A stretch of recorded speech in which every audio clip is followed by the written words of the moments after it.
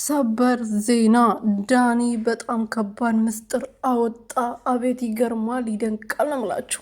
እንግዲህ ሜሪና ሩትዬ አብሮ ናቸው፣ ምንም አልተጣሉም። አብሮ ሆኖ አስቦበት አቅዶበት ነው እናንተ ላይ ድራማ እየሰሩ ያሉት በማለት እንግዲህ አቶ ዳኒ በጣም ከባድ ምስጢር ወጥተዋል ይላል ደግሞ ርሱ ማለት ነው። እናንተ ጅሎች ማለት ነው፣ እዛ ተጃጃሉ፣ አቦ እኛን አታጃጅሉንም ማለት ነው። እና ዳኒ ከትላንት ወዲያ ምናምን ከሩትዬ ጋር ነበረ። እንዴት አብርሃምን ይቅርታ ትጠይቂያለሽ ብሎ ሲቆጣ ነበር። ዛሬ ደግሞ ተገልብጦ እዚህ መጥቶ ምስጢር ምናምን ይላል። ከዛ አብርሃምም ምንም ሳይፈጠር አመነውና ምስጢሩን እንትን አለ ማለት ነው። ምን ይመስላሉ እነዚህ ገንፎች ማለት ነው፣ ሲያስጠሉ። ሰላም ሰላም ቤተሰብ እንዴት ናችሁ? ደህና ናችሁ ወይ? እኔ ያለው እግዚአብሔር ይመስገን። በያላችሁበት ሰላማችሁ ብዝት ትርፍርፍ ይበልልኝ። እንግዲህ አቶ ዳኒ ሩትዬን ክደው ወደ አብርሃም ተመልሷል። እንደምታዩት ተገለባብጧል ነገሩ ማለት ነው።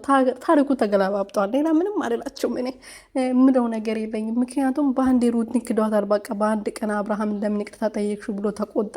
ከዛ ሄዶ ምስጢሩን ነገራቸው። ከዛ ደግሞ እነሱም አመኑ፣ ነገጡ። ሄርሜላ ፏ እያዘች ቡዜ እዩልኝ ብላ ጋጋታ ፈጠረች። አብርሃም ደነገጠ። አሁን በቅርብ የተነሱት ፎቶ ነው ወይ ብሎ ምናምን ተናገረ ማለት ነው። እና አይደለም እኮ የእነሱ ድራማ ማለት ነው። በጣም ያዝናናኛል። እና በደንብ አዝናኙ፣ በስሩ በደንብ አድርጋችሁ ቀጥሉበት፣ መጃጃላችሁ ማለት ነው። እኔ እኮ ሳቃችሁ ምናምን አይመጣም እንደ እንደዚህ ሲያደርጉ። የምር እኔ የሆነ ነገር ለማዋሸት የሆነ ነገር አታየ ለመናገር ምናምን ሳስብ ማለት ነው ሳቄ ይመጣል። እና እንዴት እንደዚህ ቻሉበት ግን እስማ